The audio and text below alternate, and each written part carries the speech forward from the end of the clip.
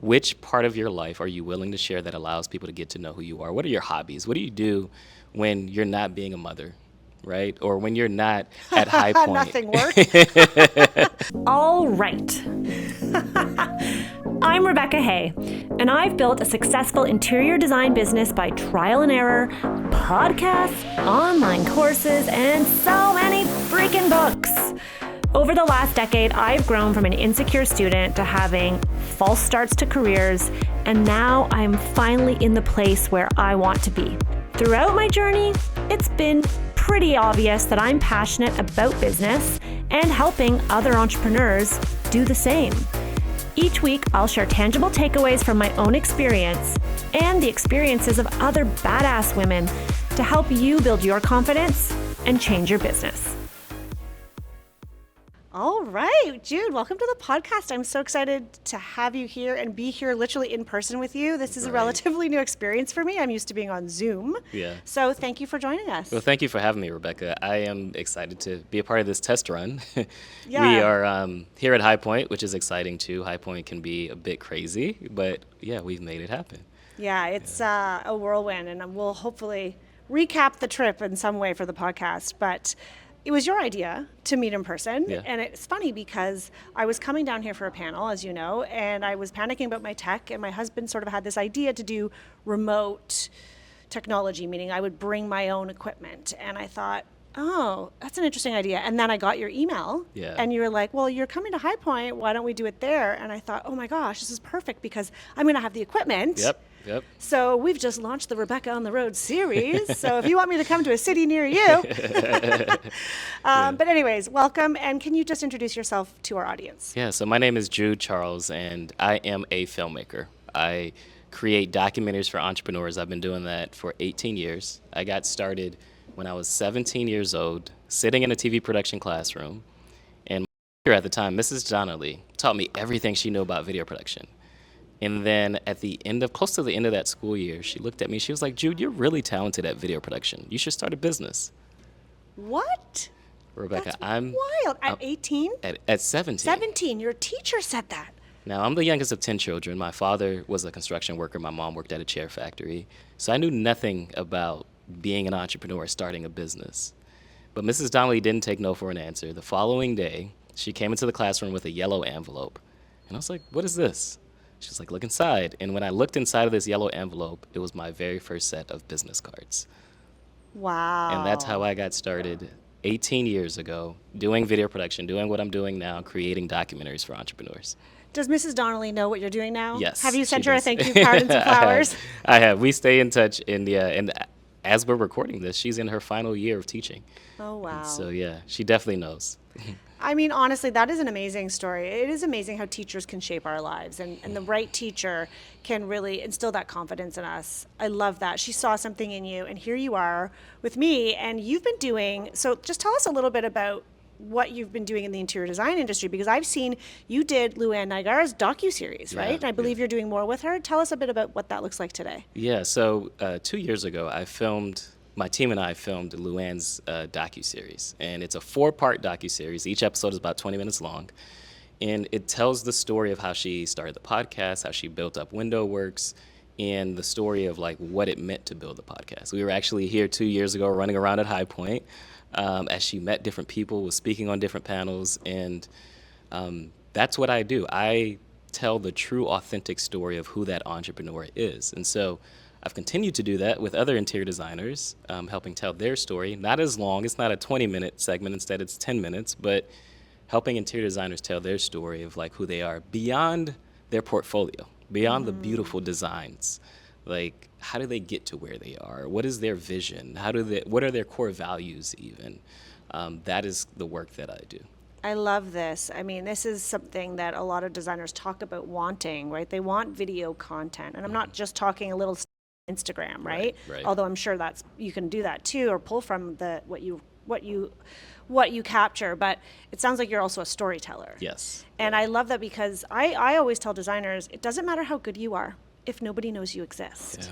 Yeah. And also, being a good designer is just not enough. Right. And I teach about process. I think you've got to iron out your systems in your business so you can deliver. Because if you are super talented and creative and you can't deliver, then you're not going to have a successful business.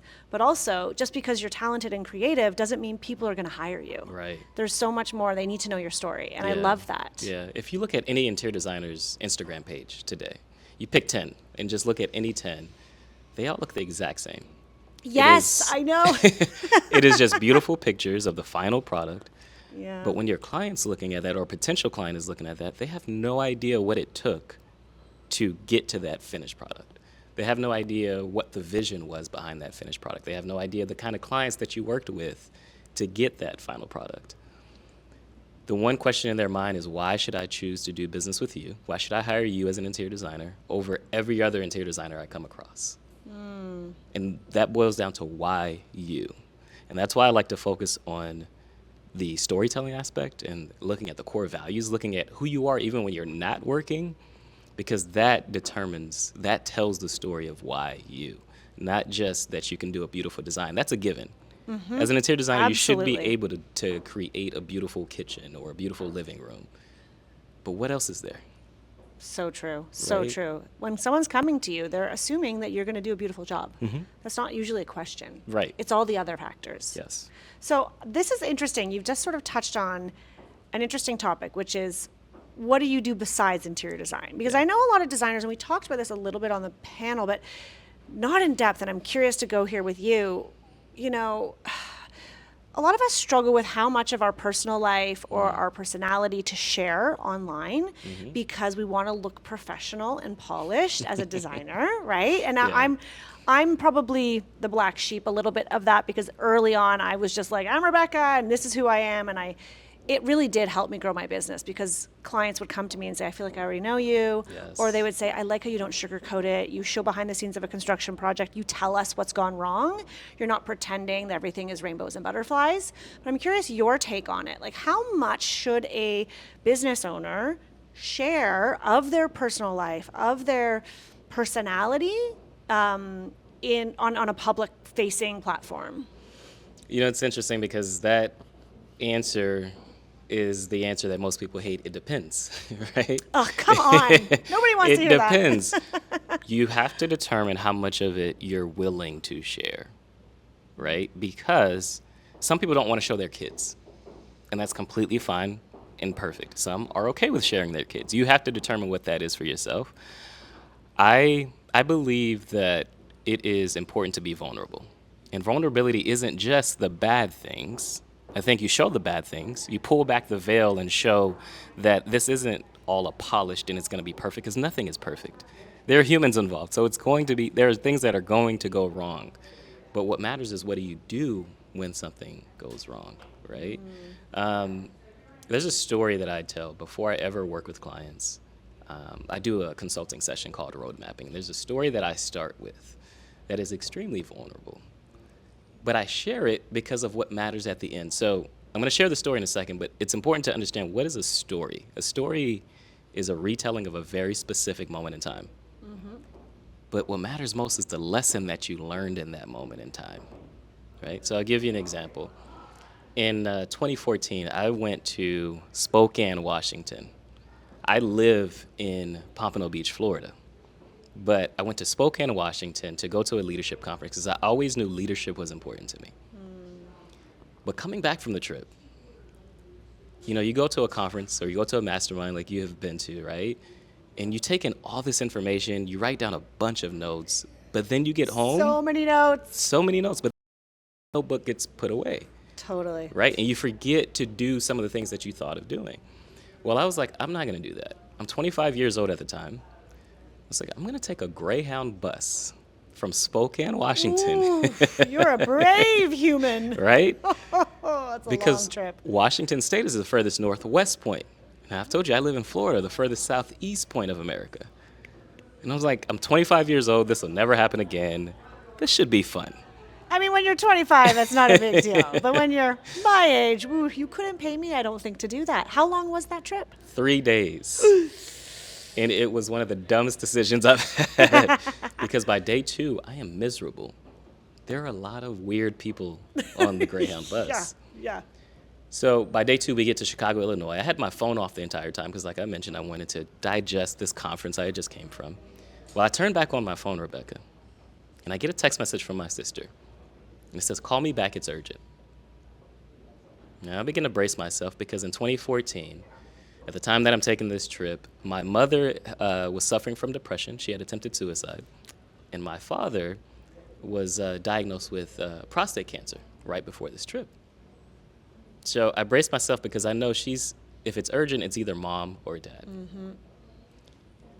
I take a deep breath, I call my sister, and she tells me they found my dad unresponsive in the house.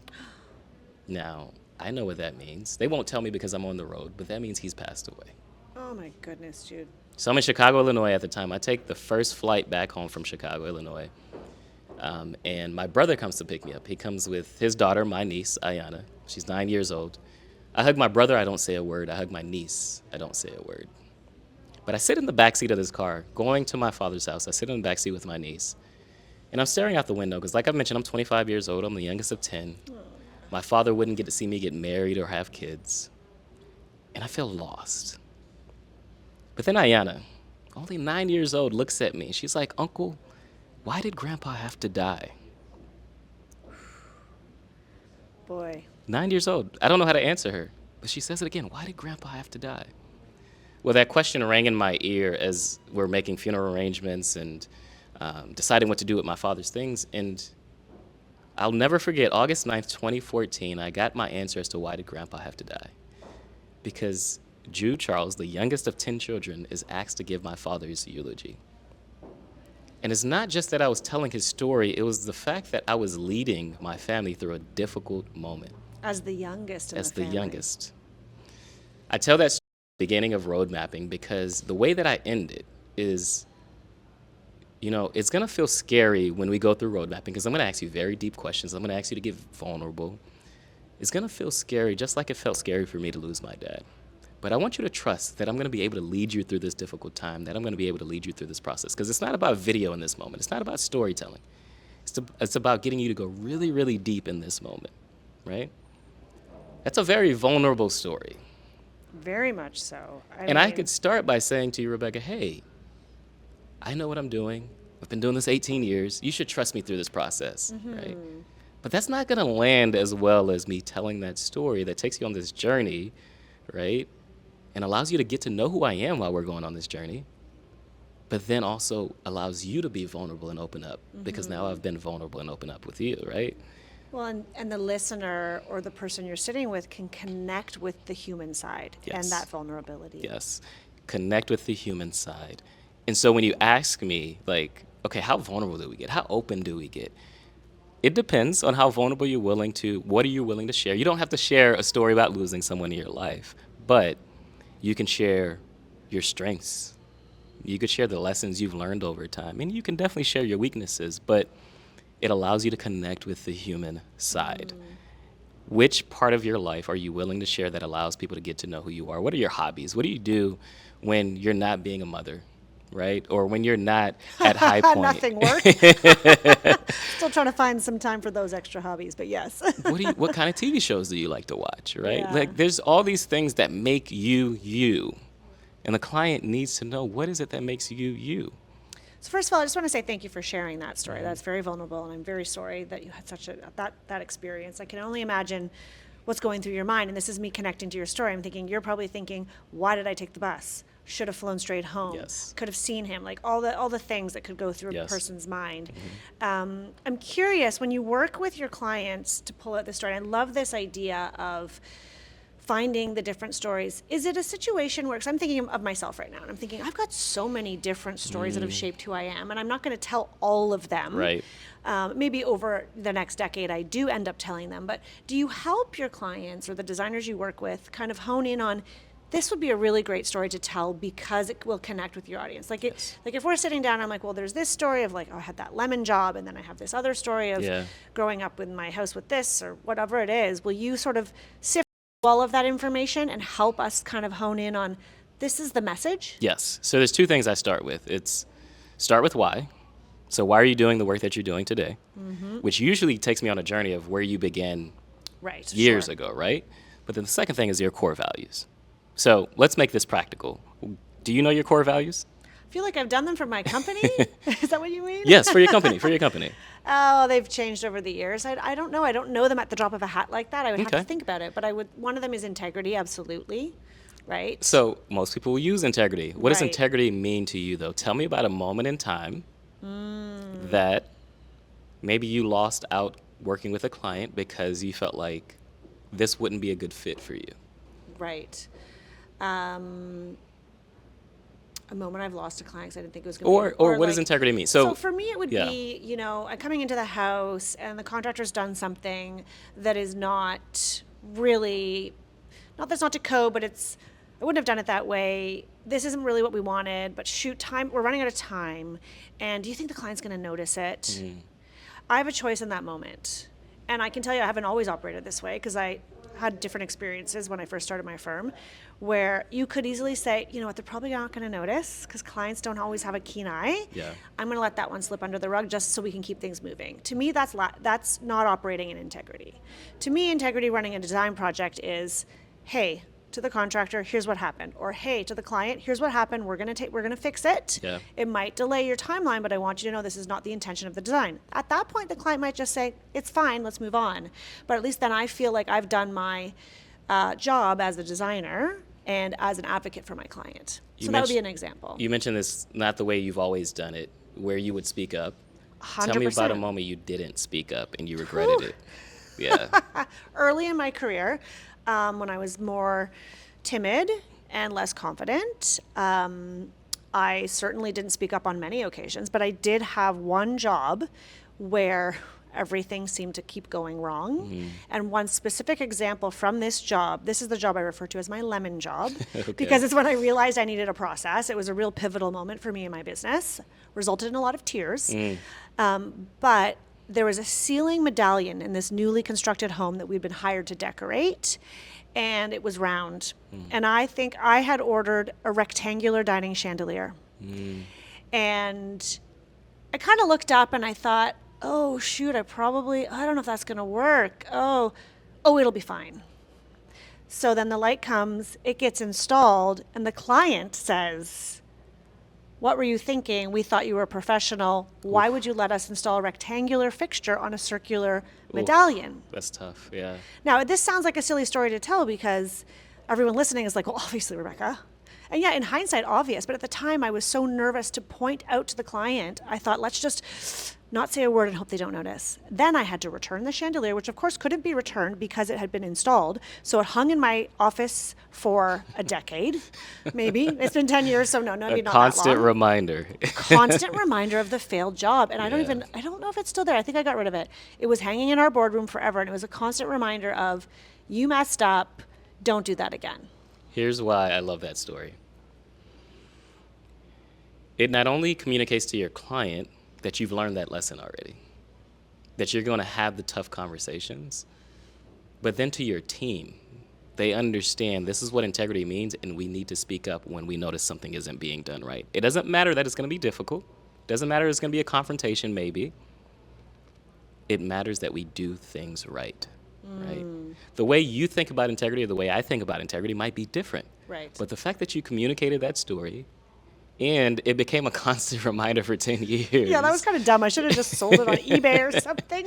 Right? It communicates that to everyone. It's not lost in translation what you mean by integrity. Right? How do you want people to feel after they work with you? My clients, as an interior designer, I want my clients to feel proud. I want them to be proud of their home so they can invite people in and kind of show it off and say, look at this. And I want them to sit in their home and feel like everything is in its place and everything is as it should be. Was there ever a moment you did a project that the client was so happy or so proud that it brought you to tears to see how happy they were? Yes. Tell me about that. Absolutely. And sometimes it's not even the bigger projects, to be honest. Sometimes it's the smaller ones. Yeah. Where it's usually the client starts to cry and then I start to cry. Yeah, it was a lovely story. I had a really great team on the project, and it wasn't a very big project. We did their kitchen and like a little like mud room nook at the back. and maybe the floors throughout. We didn't touch the rest of the house. And we did our reveal the way we always do, and then we kicked them out of the house for the day. We did all the final touches. My team like styled it to perfection, and the clients came in and they were just moved to tears. And of course, seeing them cry, I'm like feeling emotional right now. Just thinking about it made me cry, because I thought this was not my most lucrative project. It was not my biggest project, but I thought we nailed it. These people are going to be so happy. And they wrote me the most incredible testimonial, Google review, and all the things. And it warmed my heart. And that's that feeling that I had then is what I feel now when I help designers with their business. And when I see them here at High Point and they pull me aside and they're like, Rebecca, like, this one girl yesterday started to cry. She's like, you have no idea how much you've transformed my life. She's like, your course complete. And that is that same feeling of pride. I think I feel very proud that I'm able to do something and make an impact. But back to that home with that client, it wasn't my most beautiful work either. I mean, it was beautiful, but it wasn't the most luxurious space, but everything fit. We hit the nail on the head, and they were so grateful. I'd imagine you understood what it meant for her to have that, right? To have that completed home. What was the story behind it? What was the story behind why it mattered so much that she remodeled her home? I think they had wanted to do it for a very long time. When you're living in a home for, I don't know, a decade, right? And you just think it seems like such a hurdle to get there. You don't know how to do it yourself. And in my firm, we handle all the details. So it's white glove service. So you come, we're going to do it. You don't have to manage anything. And I think for her, it was like, thank goodness someone came in and did the thing that I've been wanting to do forever. Yeah. Yeah. That's the way that I begin to break down and pull these stories out.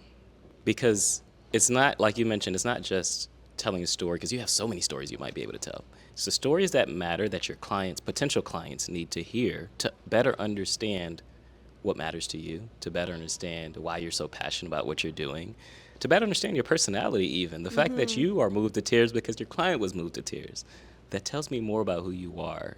Right. Than just, we did this beautiful design, and that wasn't even your best design. I feel like I'm in therapy right now.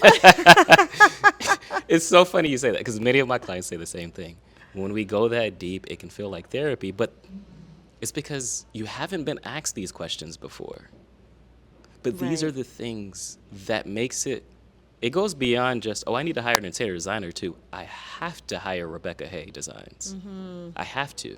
Because now they feel connected to you in a deeper way. There's a deeper desire in demand to, I have to work with you. Yeah. Right. And then you're attracting the right people. Yes. Right. And Yes. when I teach my students inside my course, we talk about the ideal client, because it's super important. You have to know who you're serving. It's marketing 101, right? If you don't know who you're serving, how are you going to market to them? And it is one of those things that I'm constantly reminding designers. It's not so much about the demographics. How many kids? Do they have a dog? And yes, that can be really helpful, and neighborhood is helpful. But who are they? Who's their personality? What are their character traits? Because you want someone who maybe is very generous, or is very patient. Yes. Or maybe there's someone who's very trusting. Yeah. Like, those are not traits that everybody has. And so if you want a seamless experience with your client, you need to think about that. So I can see, Jude, how telling these stories is going to attract those people who are drawn to your core values, Right. who And share those core values. Yeah, and that's why it's important to go this deep, because, like, I'll give you an example of I've changed, there's a question I usually ask, there's a set of questions I ask in my discovery call or discovery meeting. I've changed one of my questions or added this actually, to what insecurities do you have about possibly doing a docuseries? And I'm going to tell you why, and this is how I've changed it. I ask the question, I say, but I don't want you to answer yet. I want you to think about it. I'm going to give you the context as to why I'm asking you that. I worked with a design and build company not too long ago, maybe a couple months ago, that we're doing a docuseries, husband and wife team. Husband is obviously the contractor, wife does design. And when I get to their home to do their interview, I do the interviews on the first day. It's a 3-day shoot, but I do the interviews on the first day. And I do the interview with the wife, but the husband steps out with the 3 boys so that the wife can have her own time to do her interview. And as we're doing her interview, she tells me he's really nervous. Now, I know if he's very nervous, I can't put him in front of the camera Yeah, of course. because it's going to come out like he's nervous. You could see it, You right? stutter, you're not yourself. Right, exactly. So when he comes back, I say, hey, we're not going to do your interview right now. Let's just go on 3 job sites. Let's show me what projects you have going on now. We go on to 3 job sites, and then after that, we go to lunch. And he finally tells me, yeah, I'm really nervous about this. I didn't sleep last night. And he says, I'm nervous because of my accent. Now, he has an accent. He's from Brazil, but he's been in the States 20 years. And I'm like, hey, I just want you to know, I understand you're afraid of your accent, but I don't struggle to understand you. I'm not saying, what did you just say when you're talking to me? He's like, yeah, I know, but I still worry about it. Self-conscious. Self-conscious. Yeah. 5 minutes passes by. He looks up while he's eating. He said, to be honest with you, I'm afraid of embarrassing my wife and kids. Oh my gosh. It's like, wow, okay. That's deep, right? You are a therapist. Whoa. You're like pulling it all out. I love it. I love it. So I said to him, I get that. You feel like you're going to be on camera, you're going to look silly, or you might say the wrong things. You won't have the perfect sentence. But I was like, what if you're embarrassing your wife and kids by not showing up? What if your wife has all this belief in you and confidence in you? She's just waiting on you to have it. He didn't say a word. We ended up doing the interview the next day. And I asked him, I was like, okay, how did it feel? He was like, to be honest, I thought we were still warming up. And he said, what you said to me at lunch yesterday was the whipping that I needed to be able to do this. I gave him the courage to show up. Now, so I asked the question, what are your insecurities? But then I go through that because you won't expect a contractor, a man's man, to be worried about how he sounds. So you're part life coach, part filmmaker. It's an amazing combination. I Right. love it, actually. But it changes my process, better understanding what my clients are going through too. And then I can tell them a story to really pull it out, because you might not be thinking about how you sound. You might just be thinking about how you look. Or you might be thinking of, oh, you're going to film at my house? I don't know what my house is going to look like. Like, I don't know if I want to show my house on camera. But it's better for me to know that in advance, right? That's why storytelling is so important, because it pulls those things out of you. I know my purpose is to lead and empower entrepreneurs to have relentless courage. I now have another story that adds to how I get my clients to have that relentless courage. And when you watch his docuseries, you can't even tell that he was nervous now, because I've walked through that process with him. But if you've never worked with me, that's important for you to know. Like, we're not just gonna put a camera up and start recording. Yeah, like you did to me today. Just joking. Like I did. Just Yeah, I did. joking, sort of, half joking. No. I came in my sweatpants. I'm like, I hope this isn't on video. Oh shoot, there's a beautiful camera there. But I'm like, you know what? Right. I think I'm in good hands. We're good. We're good. Right, but Yeah. it's important for your clients to know, like, you're thinking about all these things. Now it changes how they see you. Totally. Again, you're not just an interior designer. You're more than just your portfolio. You're more than just your name, which is interior designer. Your title, I should say, which is interior designer. There's these nuances, these small things that are really big things. I think the biggest mistake interior designers can make is thinking, oh, my client doesn't care about that. Of course they do. Interior designers are spending sometimes a year, 2 years working with their clients. Intimate. It's very intimate. Sometimes you're in their drawers. Oh my God, right? you're always their in closets. their underwear drawer. You know where what they keep in their nightstands. Like, you know everything. Right? Yeah. So they need to know, who is this person? You talked about trust earlier. Who is this person I'm going to trust in my home? Who's this person I'm going to trust in my bedroom where I sleep? Yeah, I have an interesting story that I'd like to share with you. I think this is very applicable. There's a designer in Toronto who's taken my course. She's lovely. She's very established. She's been doing this for 30 plus years. And we were at an event, and she said, Rebecca, I want to tell you that for the longest time, she said, I go golfing on Wednesdays. Wednesday afternoons is when I go golfing with my ladies. Okay. But I never wanted to tell my clients. So I'd always just say, I'm not available. And then one day I let it slip to a client, oh, well, I can't because I'll be playing golf. And as soon as she said it out loud, I think she was like, oh, immediately regretted sharing that detail, because it's felt like she was like, just slacking off and not working. And the client said to her, oh, you golf too? Oh my goodness. And all of a sudden they had a conversation about it, and they were talking about all of their experiences in golfing. And it actually gave that client more respect for her because they had that commonality. Yes. And she saw that she valued that work-life balance. Yes. And so this designer said to me, now I don't hide that fact from my clients. I let them know Wednesday afternoons I golf. Yes. And she said it actually attracts different clients, then they're the ones that really she enjoys working with because they Right. have that in common. Right. It attracts a different kind of client because now that she knows so much, she knows much more about that interior designer because now she doesn't look at her as just an interior designer. I take 2 months off every year, June and December, 2 full months. And that's something I let my clients know in advance. And it's the same thing. They respect, oh, you have that work-life balance. Oh, you take a month off. I love that you just said that because literally when I was at this mastermind, I was thinking, I try to map out my 2025. This is a sidebar. And I thought to myself, I want to take December off. Yes. Because so much is happening in December. I've got young kids, there's school, there's the holidays. Yep. And I thought, wouldn't it be nice to take December off? Yeah. And I thought, well, that would be a bold move. But now I know someone else who does it, so I'm going to pick your brain. Yes. I love yeah. that you do that. Yeah. It says a lot about your values. Yes. Yes. Yes. And that's why I work through what's your why and your core values. Just like you said, it says a lot about your values. And I don't have to tell you what my values are for you to understand. I just told you something about myself, something that was vulnerable, right? That I normally wouldn't share because, no, there should be this separation between business and personal. And it's like, but you're the one running it, Yes, it's hard. right? Yeah. So that's why I believe like storytelling is so critical because your marketing is more than just showing off your portfolio. Your Instagram page isn't just about your beautiful finished images. It's everything in between. That's what you should be showing your clients. It's a dramatic demonstration that not only we know what we're doing, but we're human just like you. And we're going to get you through this process. We're going to lead you through this process together. So a question for you, for the designers listening today, if they're hearing this and they're thinking, oh, that's okay, yeah, this all makes sense, Jude. Like, I like this idea of maybe sharing a little bit more. What would you suggest they start with? Like, if they're not quite ready to like hire and do a whole docuseries or even Right. do a video, how could they start sharing? And what did they pick? I have a resource, which is Storytelling for Interior Designers. It's actually a 10 storytelling prompts that I start you with. And there's examples. I use examples from the projects I've done so that you can begin to think about how do I tell my story or how do I tell stories about the projects that I'm working on. That's the place that I would recommend. It's completely free.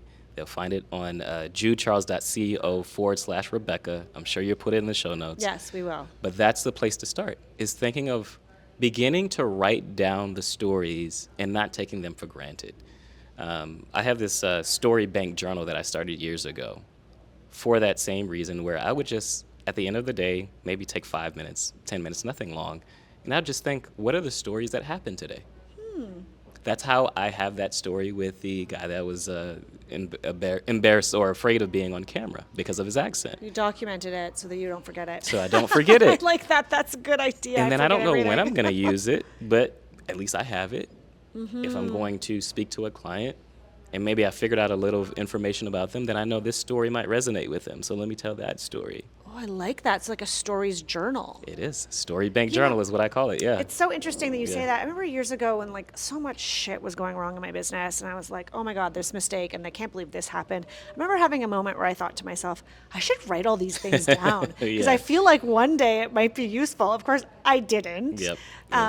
But because there's such a volume of stories that happen in our lives, especially when we're running design projects, Yeah. that you tend to like, also your brain has a way, I think sometimes, at least when it's a bad story or a negative story, of kind of Trying to push it to the pushing back. it to the back. Yeah, yeah. And the other day someone asked me, like, tell me about a time when you lost a lot of money in a project and what went wrong. And I'm like, well, shoot, this has happened a lot. And I Yeah. couldn't think of the specific example. Do you do Monday meetings of like reviewing your projects? We do Monday status with the team. Monday status with the team. That is the best place to carve out one person in the meeting that's going to take note of the challenges that happen on the project.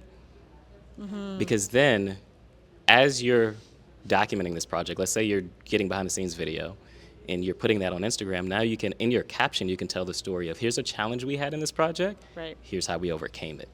Yeah. That becomes your story bank journal because you're already having the meeting. You're doing it anyway. Yes. Designers listening, did you hear that? Because this is a really big tip. Right. every time, weekly there's a challenge. Weekly. There is a challenge, if not Weekly. more than one, where it's like, oh, we didn't estimate enough tile, and now this is happening. Or, oh, shoot, the light, this may or may not be happening to me right now. The electrician installed the light too low, but is that light even going to be high enough? Am I going to have to replace that? Oh my God, I can't return it. Exactly. Like all these situations that happen to us, write them down on a weekly. Yep. I love that. Write them down, and you might not figure it out in that one meeting, but you might figure it out next week.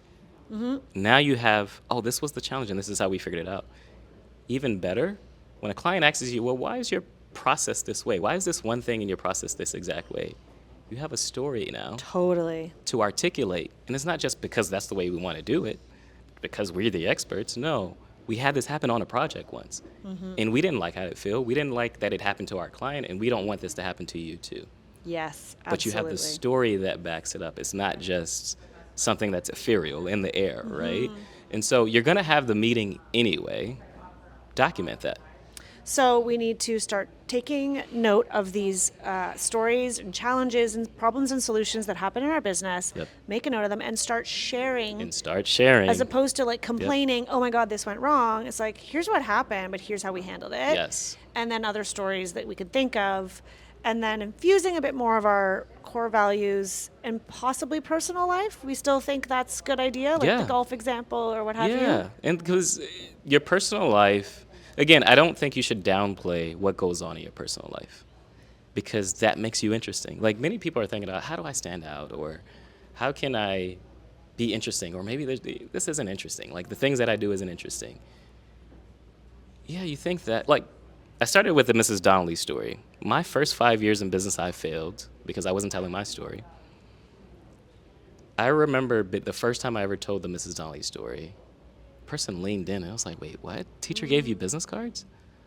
I was hiding from that story because I was like, oh, that's nothing. She just gave me business cards. So what? Right. Like, but I realized, oh, it was interesting to other people. So that's why I share it over and over and over again, because I realized it's an opening, right? It's the way that I started my business that I thought wasn't that special, but it was. A teacher believed in me. That's why I started my business. So cool. So Right? cool. I love that story. Okay, so one last question. I'm just super curious. When you work with your clients to create these stories and these docuseries or videos, what do your clients do with them? Like, where do they post them? How do they use them? And does it help to attract their clients? Like, how do they leverage it? So there's the standard, what I call the standard, which is your website, social media. But then there is the strategic part of it, which is maybe you're looking to expand your network in the sense that you're wanting to work with other builders, home builders, or you're looking to work with maybe real estate developers, right? When you go to meet with them, you now have a better introduction.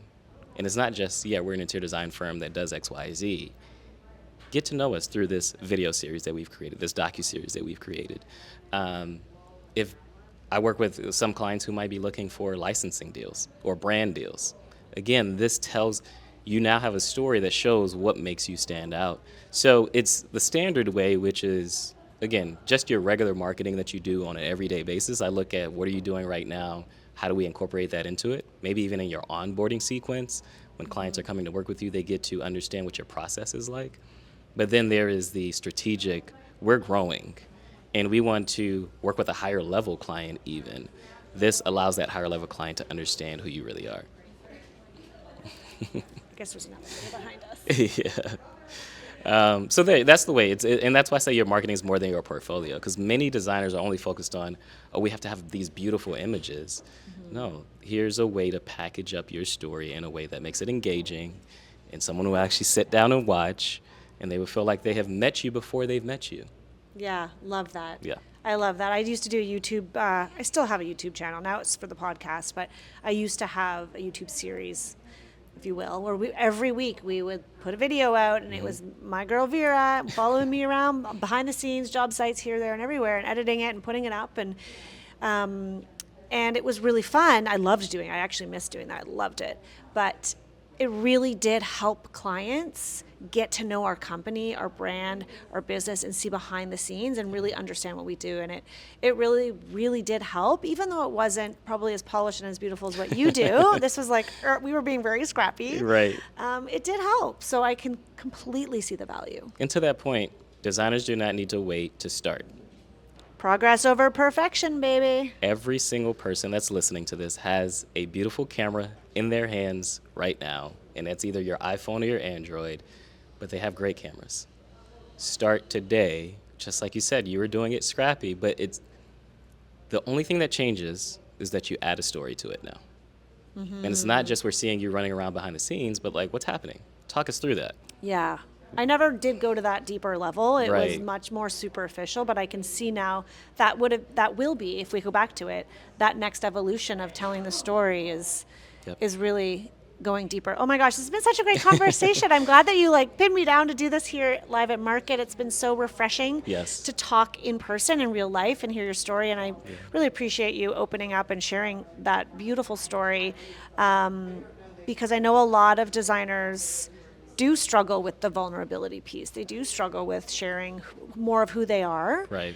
And I just, it's been such a great conversation. So before we sign, I forgot to let you know that at the end of every episode, we ask our, our guests to share a last nugget of wisdom for the designers listening today. What would that be, Jude? Stop hiding. There is no reason to play small. We are all unique and special and different, and there is no reason to play small. Continue to show people who you really are, because that is the thing that will open the door for where you really want to go. Love it. Yeah. Stop playing, Playing small. Yeah. I love it. Invest in your business. Invest in Yes. yourself. I Yes. love it. Well, thank you so much for being my guest today. Can you let everybody know where they can find and follow you? Yes, on Instagram, I am Jude Charles. And if you go to my website, you want to see some of the stories I've worked on, judecharles.co. And of course, like I mentioned, storytelling for interior designers is, you'll have that in the show notes, judecharles.co/Rebecca. Easy to remember. Rebecca, Yes, Rebecca. Thank you so much. Thank you for having me. It's really fun, and I love to not only share my story, but I'm glad we got to do this live. And thank you for doing this. Thank you. Yeah. Well, wasn't that fantastic? He is such an eloquent speaker, and I have to say, my big takeaway from this episode was just the power of story. You know, we hear it all the time, but it was really the way that he broke it down for us was impactful for me, because it made me realize that that is really how you're going to connect with your audience. And so telling those stories of the hard times or the funny times or whatever it might be for you can really, really help to differentiate you, especially in this marketplace. And if you guys are curious to know how to do that, definitely download the freebie that he has for us. I will link it in the show notes. And I cannot wait to see the videos that he has created. The video series that he did with Luann Nigara is amazing. It is so professional. You would think that it was like done by a Hollywood crew. And he does do video series, maybe not as robust, but smaller ones for interior designers. So if this is something that appeals to you, definitely reach out to Jude. Let him know that you heard him here on the podcast. And I hope that inspires you to tell your story. All right, I'll see you soon.